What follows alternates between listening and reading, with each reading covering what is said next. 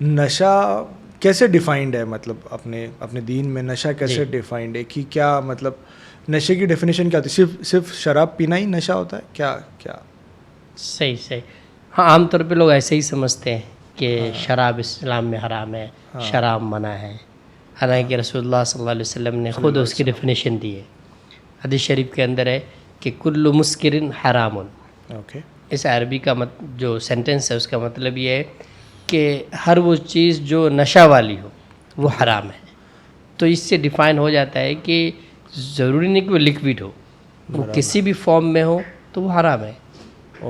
نشہ ان the sense مطلب جو آپ کے ذہن کے ساتھ اکھیلے, یا جو آپ کے ذہن کو وہ کرے, ایسے جو آپ کو بہکائے.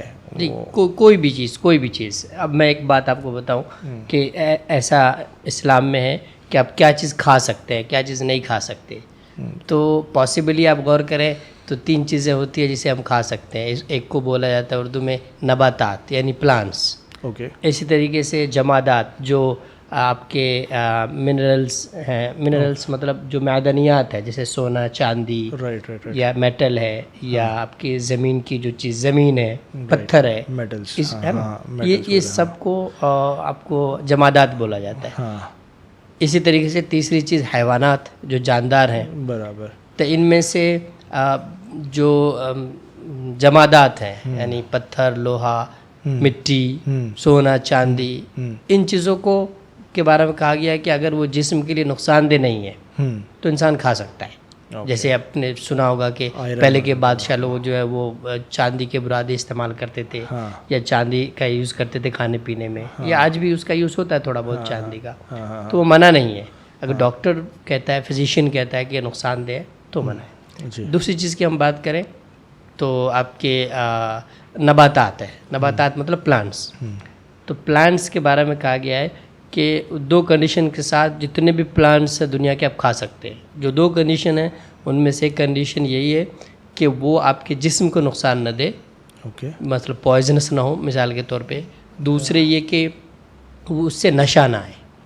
تو نشے کے جتنے بھی پلانٹس ہوں گے وہ سب منع ہے. تو یہ اسپیسیفکلی یہ کنڈیشن ہے, یہ کنڈیشن ہے, یہ حدیث میں ہے. یہ کنڈیشن مطلب نبی صلی اللہ علیہ وسلم نے جو فرمایا کہ کل مسکر حرام, جس چیز میں بھی نشہ ہو, رائٹ, تو چاہے وہ پلانٹ ہو چاہے وہ کوئی بھی چیز ہو, اس سے یہ ڈرائیو کیا جا سکتا ہے کہ پلانٹ اب جس سے نشہ ہو اس کو آپ کھا نہیں سکتے. نہیں کھا سکتے بالکل. تو لیکن جیسے تمباکو لوگ کھاتے بھی ہیں اور اس کو اسموک کے طور پہ بھی یوز کرتے ہیں, تو پھر کیا سگریٹ پینا آپ کہہ رہے ہیں کہ وہ حرام ہے؟ سب چیز منع ہے. دیکھیے سگریٹ کے بارے میں تو یہ بھی کہا جاتا ہے کہ سگریٹ جو ہے ایک تو خود اس کے لیے نقصان دہ ہے. دوسری بات وہ کہ خود انوائرمنٹ کو پولوٹیڈ کرتا ہے. جس فیملی میں رہتا ہے تو دوسروں کو بھی اس سے نقصان ہوتا ہے. برابر. تو یہ اسلام میں دونوں چیز منع ہے کہ آپ کسی کو نقصان نہیں پہنچا سکتے. کسی کو اب اذا کہا گیا حدیث شریف کے اندر کہ کسی کو تکلیف اور اذا نہیں دے سکتے. تو اس میں خود بھی تکلیف میں پڑنا دوسرے کو بھی تو منع ہوگا ہی. بے شک.